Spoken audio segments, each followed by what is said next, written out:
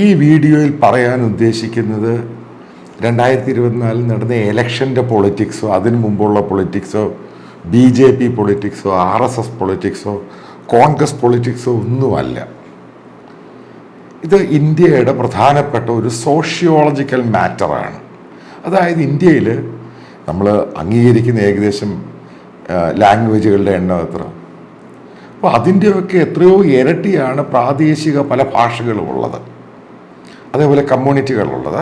അതിനകത്ത് പ്രധാനപ്പെട്ട ചില കമ്മ്യൂണിറ്റികൾ, അതായത് സിഖ് കമ്മ്യൂണിറ്റി ആണെങ്കിലും ജാട്ട് കമ്മ്യൂണിറ്റി ആണെങ്കിലും രാജ്പുത് കമ്മ്യൂണിറ്റി ആണെങ്കിലും ക്രിസ്ത്യൻ കമ്മ്യൂണിറ്റി ആണെങ്കിലും മുസ്ലിം കമ്മ്യൂണിറ്റി ആണെങ്കിലും, ഇപ്പം ഇവരുടെയൊക്കെ ഒരു റെപ്രസെൻറ്റേഷൻ എന്ന് പറയുന്നത് ഏറ്റവും ആവശ്യമാണ് ഈ മൂന്നാം മോദി സർക്കാരിന്. വളരെ അത് അത്യന്താപേക്ഷികമാണ്, വളരെ വളരെ ആവശ്യമാണ് ഇവരുടെ ഫേസുകൾ.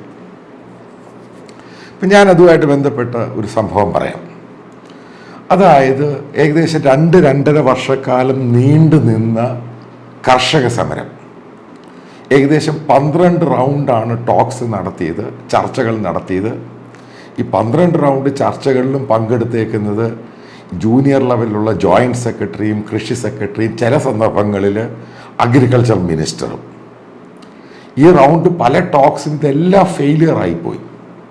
ഈ സമയത്ത് സമരം രൂക്ഷമാകുന്നു, ഡൽഹിയിൽ വരാൻ ശ്രമിക്കുന്നു, അക്രമം ഉണ്ടാകുന്നു, ആളുകൾ മരിക്കുന്നു, സെക്യൂരിറ്റി ഫോഴ്സ് ആൾക്കാർ മരിക്കുന്നു. നിങ്ങൾ ആലോചിച്ച് നോക്ക്. അതിനുശേഷം ഇൻ്റർനാഷണൽ കമ്മ്യൂണിറ്റി പലരും ഇത് ഏറ്റെടുക്കുന്നു, അതിനെ കൗണ്ടർ ചെയ്ത് BJP ടൂൾ കിറ്റ് എന്ന് പറയുന്നു. അവസാനം ആരാണ് നാണം കെട്ടത്? Government of India. അവസാനം ഒരു സുപ്രഭാതത്തിൽ നരേന്ദ്രമോദി പ്രധാനമന്ത്രി ഈ കർഷക ബില്ല് പൂർണ്ണമായിട്ടും തിരിച്ചെടുക്കുന്നു. ഇതാണ് അൾട്ടിമേറ്റ് റിസൾട്ട് ഉണ്ടായത്. അപ്പം ഇതിനേക്കാളും എത്രയോ നല്ലതായിരുന്നു ഒരു സജഷൻ. ഈ സമരം ഉണ്ടായ സമയത്ത് 3-4 പ്രാവശ്യം റൗണ്ട് ടോക്സ് ഉണ്ടായ സമയത്ത് ഫെയിലിയർ ആകുന്നു. പ്രധാനമന്ത്രി നേരിട്ട് ടോക്ക് നടത്തിയിരുന്നെങ്കിൽ, അതായത് ഞാൻ ഈ കർഷക നേതാക്കളുമായിട്ട് സംസാരിച്ചതാണ്, ഈ സംഭവം അപ്പോഴേ തീർന്നേനെ, പ്രശ്നം ഒതുങ്ങിയങ്ങ് പോയേനെ. കാനഡയുമായിട്ട് അവിടെയുള്ള സിഖുകാരായിട്ടും അതേപോലെ പഞ്ചാബിലുള്ള സിഖുകാരായിട്ടും ജാട്ട് കമ്മ്യൂണിറ്റിയുമായിട്ടും ഈ ഒരു പ്രശ്നം ഉണ്ടാവുകയില്ലായിരുന്നു. അവസാനം ഇപ്പം എന്താണ്? ഇപ്പം കാണുന്നത് സിഖുകാർ BJPയുടെയും മോദിയുടെയും ശത്രുക്കളായി മാറുന്നു. ജാട്ട് കമ്മ്യൂണിറ്റി ആലോചിച്ച് നോക്കുക, മോദിയുടെയും BJPയുടെയും ശത്രുക്കളായിട്ട് മാറുന്നു. ഇനി അതുമായിട്ട് ബന്ധപ്പെട്ട് പറയാം, കാർഗിൽ യുദ്ധം. ഞാനിത് റിപ്പോർട്ട് ചെയ്യാൻ പോയത് കാർഗിലിന് ശേഷം ഇവിടെ വന്ന് ഇന്ത്യയിൽ എന്തൊക്കെയാണ് നടക്കുന്നത് ഗ്രാമങ്ങളിൽ. അപ്പം ഇന്നും ഓർമ്മയുണ്ട്, ഡൽഹിയിൽ നിന്ന് 65 കിലോമീറ്റർ ദൂരെയുള്ള ആ ഒരു വില്ലേജിൽ പോയി കഴിഞ്ഞപ്പോൾ അവിടെ ജാട്ട് കമ്മ്യൂണിറ്റിയാണ് ഏറ്റവും കൂടുതലുള്ളത്. അപ്പോൾ അവിടെ വീരമൃത്യു വരിച്ച ജവാന്മാരുടെ ശവശരീരം ഒരു വില്ലേജിൽ തന്നെ 12-13 ഡെഡ് ബോഡിയാണ് കൊണ്ടുവരുന്നത്. അപ്പോഴവിടെയുള്ള ജാട്ട് കമ്മ്യൂണിറ്റി അവരെ ഭാരത് മാതാക്കി ജയ് എന്നും പറഞ്ഞുകൊണ്ട് കൊണ്ടുപോയിട്ടാണ് ശവസംസ്കാരം നടത്തുന്നത്. അത്രമാത്രം ഇന്ത്യൻ സൈന്യത്തോട് ആത്മാർത്ഥതയുള്ള ഒരു കമ്മ്യൂണിറ്റിയാണ് ജാട്ടും അതേപോലെ സർദാർമാർ സിഖുകാർ. അവരെ എന്തിനാ ഈ ശത്രുതാ രീതിയിലാക്കിയെടുക്കുന്നത്? എൻ്റെ ചോദ്യമാണ്. എന്തുകൊണ്ട് ജാട്ട് കമ്മ്യൂണിറ്റിയിൽ നിന്ന് ഒരു സീനിയർ ആയിട്ടുള്ള പോപ്പുലർ ഫേസിനെ മോദി മന്ത്രിസഭയുടെ 2ാം ഘട്ടത്തിൽ ഉൾപ്പെടുത്തിയില്ല? ഒരു സീനിയർ IFS ഓഫീസർ റിട്ടയറായി അതിനെ ഒന്നും ഒരു മാസമായിട്ടുള്ള സിഖ് കമ്മ്യൂണിറ്റി ഒന്നും അംഗീകരിക്കത്തില്ല. അതിന് ഒത്തിരി കാരണങ്ങളുണ്ട്. അപ്പം എന്തുകൊണ്ട് അമരീന്ദർ സിംഗ് അദ്ദേഹത്തെ മന്ത്രിസഭയിൽ ഉൾപ്പെടുത്തിയില്ല? അദ്ദേഹം മന്ത്രിസഭയിൽ ഉണ്ടായിരുന്നുവെങ്കിൽ പഞ്ചാബിൽ BJPക്ക് നേട്ടം ഉണ്ടായേനെ.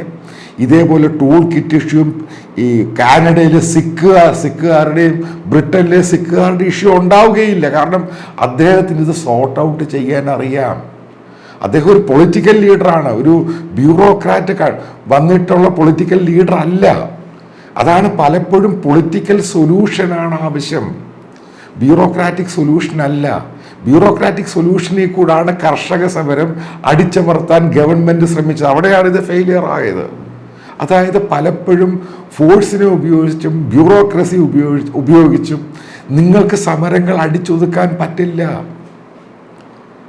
അതേപോലെ ജാട്ട് കമ്മ്യൂണിറ്റി, അതിനെ തൃപ്തിപ്പെടുത്തുവാൻ വേണ്ടി ഈ ഛക്കർ, അതായത് അയാളെ വൈസ് പ്രസിഡന്റ് ആക്കുന്നു.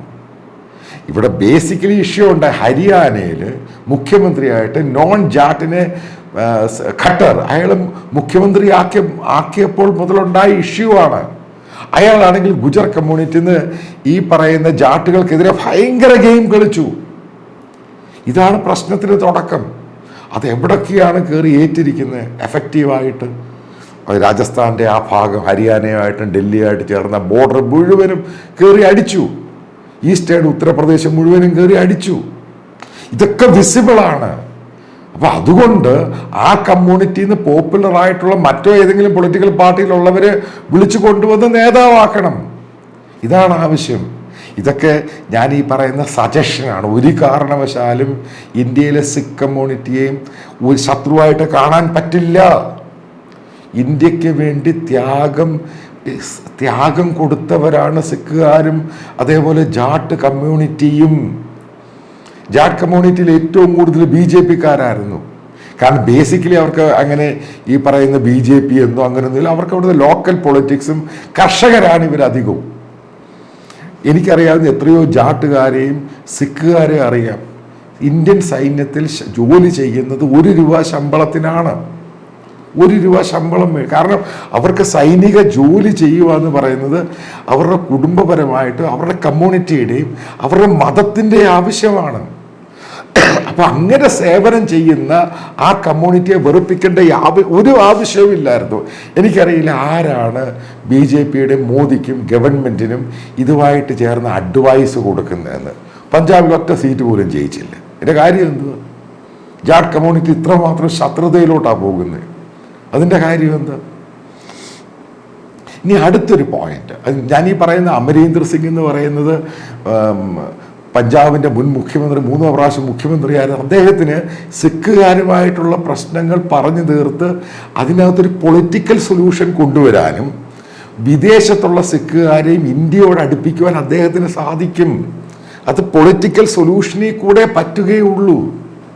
അതേപോലെ തന്നെ 16% ഉള്ള ഇന്ത്യയിലെ മുസ്ലിം കമ്മ്യൂണിറ്റി, അവരെ ശത്രുവായിട്ട് കാണാൻ പാടില്ല.